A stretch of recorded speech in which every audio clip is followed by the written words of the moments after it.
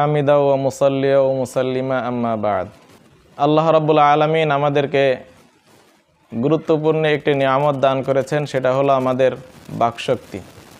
আমাদের কথার শক্তির মাধ্যমে আমরা অনেক টাকা পয়সা উপার্জন করে থাকি, আমাদের মনের অনেক ভাব প্রকাশ করে থাকি, যেগুলো প্রকাশ করতে না পারলে আমাদের মনের ভিতরে অনেক অস্থিরতা তৈরি হতো। আমরা জীবনে অনেক ক্ষেত্রেই ব্যর্থ হতাম যদি আল্লাহ রাব্বুল আলামিন আমাদেরকে মুখের শক্তি, বাকশক্তি যদি না দিতেন। তো আল্লাহ রাব্বুল আলামিন আমাদেরকে যে এই বাকশক্তি দিয়েছেন, এই বাকশক্তিকে আমাদের সুন্দরভাবে ব্যবহার করতে হবে, এর মাধ্যমে সুন্দর আচরণ করতে হবে। যদি আমি সুন্দর আচরণ করি, মুখকে ভালো কাজে লাগাই, তাহলে আল্লাহ রাব্বুল আলামিনের কাছে আমি অনেক দামি হয়ে যাব।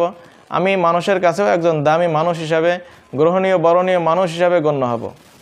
আর আমার যদি এই বাকশক্তিকে ভিন্ন কাজে লাগাই, ভালো কাজে না লাগিয়ে খারাপ কাজে লাগাই, আমার অনৈতিক যে মনের ইচ্ছা আছে এটা চরিতার্থ করার জন্য এই মুখকে আমি ব্যবহার করি, তাহলে আমি একজন খারাপ মানুষে পরিণত হব। নবী করিম সাল্লাল্লাহু আলাইহি ওয়াসাল্লাম হাদিসের মধ্যে বলেছেন, ইন্না মিন খিয়ারিকুম ওয়া আকরাবুকুম ইলাইয়া মাজলিসান আহাসিনুকুম আখলাকা, যে তোমাদের মধ্যে সর্বোত্তম ওই ব্যক্তি যার চরিত্র সুন্দর। তোমাদের মধ্যে যার চরিত্র সুন্দর সে হলো তোমাদের মধ্যে সর্বোত্তম এবং আমার কাছেও প্রিয়। ওয়া ইন্না মিন আবাগাদিকুম ইলাইয়া ওয়া আবাদিকুম মিন্নি মাজলিসান আস-সারসারুন আল মুতাসাদ্দিকুন আল মুতাফাইহিকুন, আর আমার কাছে সবচেয়ে অপছন্দনীয় এবং কিয়ামতের দিনও আমার কাছ থেকে দূরে থাকবে কোন ব্যক্তি? যার ভিতরে তিনটা গুণ আছে। প্রথম গুণ হলো আস-সারসারুন, যারা অধিক কথাবার্তা বলে। দ্বিতীয় গুণ হলো আল মুতাসাদ্দিকুন, যারা মানুষকে হেয় করে কথা বলে। আল মুতাফাইহিকুন, যারা অহংকার প্রকাশ করে মানুষের সাথে কথা বলে। তো এই তিনটা খারাপ গুণ আসলেই মানুষের জীবনকে ব্যর্থ করে দেয়। একজন মানুষ সমাজে চলতে হলে তার ভিতরে ভালো গুণাবলী থাকতে হয়, মানুষের সাথে ভালো আচরণ করতে হয়। এই ভালো আচরণের পরিবর্তে যখন মানুষ বেশি কথা বলতে থাকে, তো এই লোকের ভিতরে দুইটা সমস্যা তৈরি হয়। একটা সমস্যা হলো বেশি কথা বলার কারণে ভুল হয়, গুনাহের কথা তৈরি হয়। দ্বিতীয় বিষয় হলো এই বেশি কথা বলার কারণে মানুষও তার প্রতি বিরক্ত হয়ে যায়। তাহলে বেশি কথা বললে আল্লাহ অসন্তুষ্ট হয়ে যান, কারণ তার ভিতরে ভুল, মিথ্যা, গুনাহের কথা চলে আসে।